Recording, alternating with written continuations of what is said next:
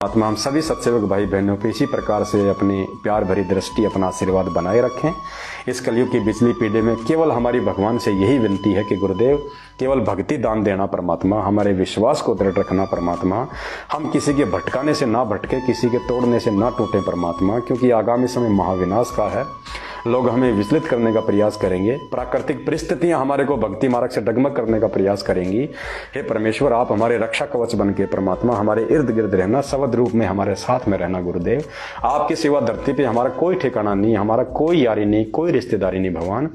हम राजनेताओं के रिश्तेदार नहीं है परमात्मा, हम तो अपने रिश्तेदारों के भी रिश्तेदार नहीं रहे जब से आपका ज्ञान मिला, आपका ध्यान मिला है परमात्मा।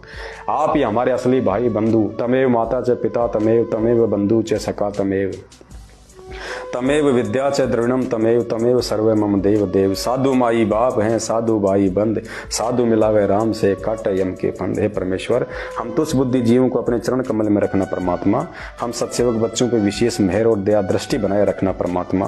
हे बंदी छोड़, आप अंतर्यामी है, आप ज्ञानी है, सर्व ज्ञानी है, सर्व ध्यानी है परमात्मा।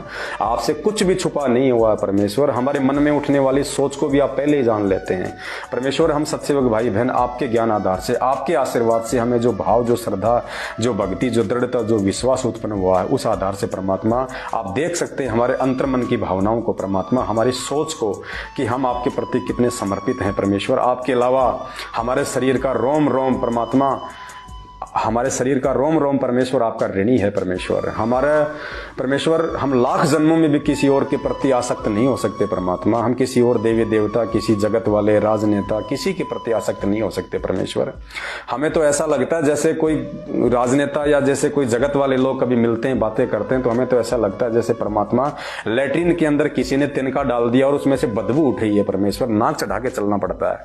हमारी ये सोच हो चुकी है परमेश्वर, आपके ज्ञान आधार से, साध संगतियों से जुड़ के, आपको भोग लगा लगा के परमेश्वर, आपकी सबद शक्ति युक्त जो भोग प्रसाद जो हम ग्रहण करते हैं परमात्मा, हमारे इतने पाप कट रहे हैं परमेश्वर, हमारी आत्मा इतनी निर्मल हो चुकी है, हमारा हृदय, हमारे विचार इतने शुद्ध हो चुके हैं परमात्मा।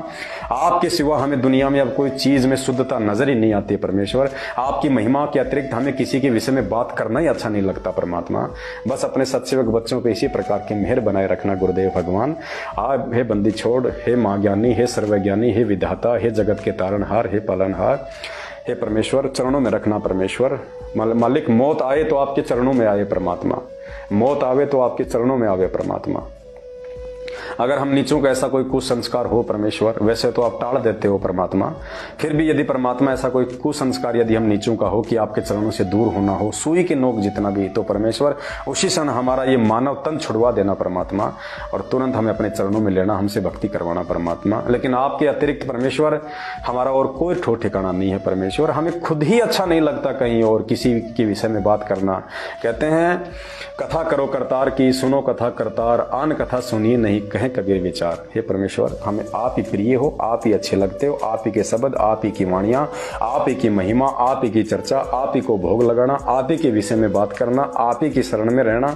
बस परमेश्वर, हमारे जीवन का केवल एकमात्र यही मकसद बच गया है। अब आगे जितने भी श्वास आपकी तरफ से शेष हैं परमेश्वर, प्रत्येक श्वास में आपकी याद बनी रहे, आपका स्मरण होता रहे परमेश्वर, और आपके चरणों में परमेश्वर उस मृग की तरह परमेश्वर आपके चरणों में आसक्ति लगाते हुए हमारे प्राण छूट जाए परमेश्वर।